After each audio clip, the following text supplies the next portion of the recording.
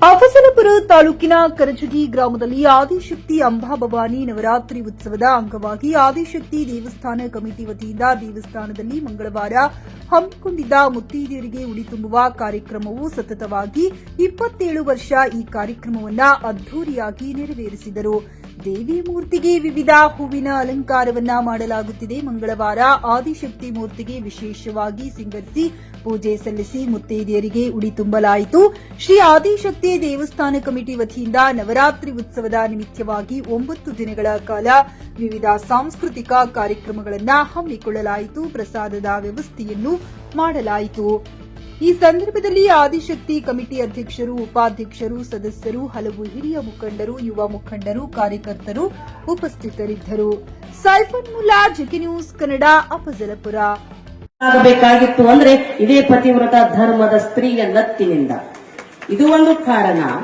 ಎರಡನೆಯದ್ದು, ಇನ್ನು ಮೂರನೇದ್ದು ಏನು ಅಂತ ಕೇಳಿದ್ರೆ ತಾಳಿ. ತಾಳುವಂತ ತಾಳಿ ಕಟ್ಟ್ಯಾರೆ.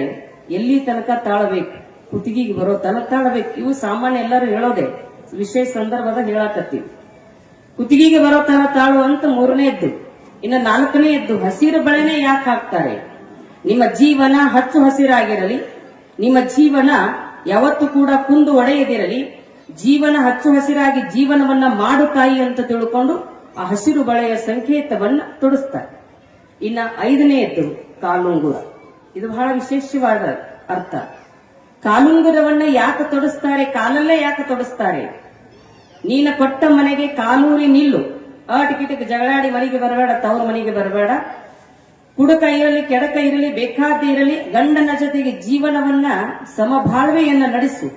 ನಗುತ್ತಾ ನಗುತ್ತಾ ಇರಬೇಕು, ನಗುವೆ ಬಾಳಿನ ಬಲು ಬೆಳಕು. ಅಳುತ್ತಾ ಇರುವುದು ಅತಿ ಕೆಡಕು, ಅದರಿಂದಲೇ ಹುಟ್ಟುದು ಒಡಕು. ಗಂಡ ಹೆಂಡರ ಒಡನಾಟ ಹಾಲು ಜೇನಂತಿರಬೇಕು, ಇಬ್ಬರು ಕೂಡಿ ಬಾಳಿನ ಬಂಡಿ ಎಳಿಬೇಕು ಅಂತ ಬರೀತಾರೆ ಜನಪದ ಸಾಹಿತ್ಯದೊಳಗೆ. ಹಂಗ ಗಂಡ ಹೆಂಡರ ಒಂದಾದರೆ ನಂದಾದೀಪ ಮಲ್ಲಯ್ಯ ಅಂತಾರೆ. ಗಂಡ ಹೆಂಡತಿಗೆ ಕಾಲುಂಗುರವನ್ನ ಯಾಕೆ ತೊಡಸ್ತಾರೆ? ವಿಶೇಷವಾಗಿರ್ತಕ್ಕಂಥದ್ದು ಸುಮ್ಮನೆ ರಾಮಾಯಣದ ಒಂದು ಇತಿಹಾಸವನ್ನು ಸೂಕ್ಷ್ಮವಾಗಿ ಮಜ್ಜಿಗೆ ಪುಸ್ತಕ ರಾಮಾಯಣ ಅಂತೀವಲ್ಲ, ಹಂಗೆ ಹೇಳ್ತೀನಿ. ರಾಮ ಲಕ್ಷ್ಮಣ ಸೀತೆಯನ್ನು ಕರ್ಕೊಂಡು ಅಡವಿಗೆ ವನವಾಸಕ್ಕೆ ಹೋದಾಗ, ನಿಮಗೆಲ್ಲ ಧಾರಾವಾಹಿ ನೋಡಿರಿ, ಇತಿಹಾಸ ಗೊತ್ತದ, ಸಂಕ್ಷಿಪ್ತವಾಗಿ ಹೇಳ್ತೀನಿ. ಆ ರಾಮ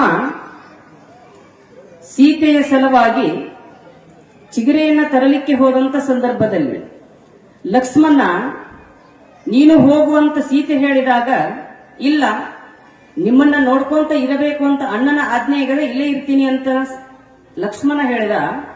ಅವಾಗ ಸೀತೆ ಅಂತಾಳೆ, ಇಲ್ಲ ನೀನ್ ಹೋಗು, ನಿನ್ನ ಅಣ್ಣನಿಗೆ ಏನೋ ಆಗ್ಯದ, ಹೋಗು ಅಂತ ಬಲವಂತವಾಗಿ ಕಳಿಸುವ ಸಂದರ್ಭದಲ್ಲಿ ಒಂದು ಅಡ್ಡ ಗೆರೆಯನ್ನ ಎಳಿತಾನೆ ಲಕ್ಷ್ಮಣ.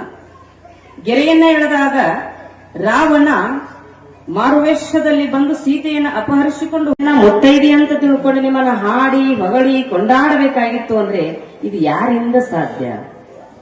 ಯಾರಿಂದ? ಹಿಂಗ್ ಗೋಳ್ ಹಾಕೋತ್ ಕೂತ್ರೆ ನಾ ಏನ್ ಹೇಳಿ? ಯಾರಿಂದ? ಗಂಡನಿಂದ ಹೌದಿಲ್ಲ? 5 ಮುತ್ತು ಯಾರಿಂದ ಬಂದಾವ್? ಗಂಡನಿಂದ ಹೌದಲ್ಲ?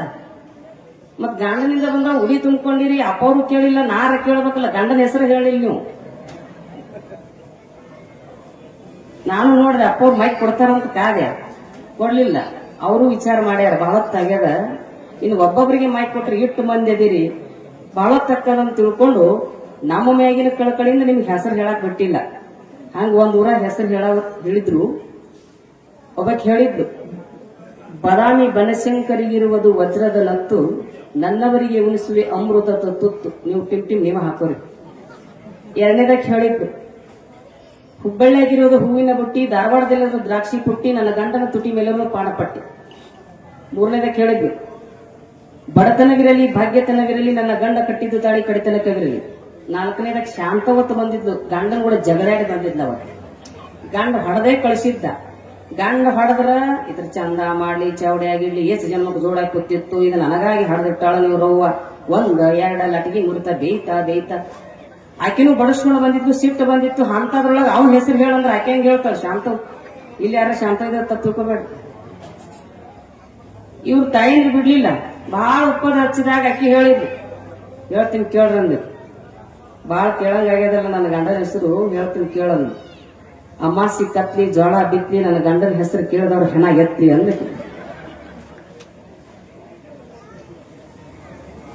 ವಿಶೇಷವಾಗಿರ್ತಕ್ಕಂಥದ್ದು ಗ್ರಾಹಕರ ಸ್ಯಾಟಿಸ್ಫ್ಯಾಕ್ಷನ್ ನಲ್ಲಿ ನಂಬರ್ 1 ತೃಪ್ತಿಕರ ದೈಹಿಕವಾದ ಹುಮ್ನಾಬಾದ್ನ ಎಸ್ಪಿ ಟಿವಿಎಸ್ ಶೋರೂಮ್ ನಿಮಗಾಗಿ ತರುತ್ತಿದೆ ಹೊಸ ಮಾಡೆಲ್ಗಳ ಹೊಸ ಬೈಕ್ಗಳು. ಇಲ್ಲಿ ಟಿವಿಎಸ್ ನ ಸ್ಪೇರ್ ಪಾರ್ಟ್ಸ್ ಹಾಗೂ ಸರ್ವಿಸ್ ಕೂಡ ಲಭ್ಯ. ಹಾಗಿದ್ರೆ ತಡೆಯಾಕೆ ಹಿಂದೆ ಭೇಟಿ ನೀಡಿ ನಾಗಲಕ್ಷ್ಮಿ ದಾಬಾ ಹತ್ತಿರ ಗುಲ್ಬರ್ಗಾ ರೋಡ್, ಹುಮ್ನಾಬಾದ್. ಹೆಚ್ಚಿನ ಮಾಹಿತಿಗಾಗಿ ಸಂಪರ್ಕಿಸಿ 8494951009.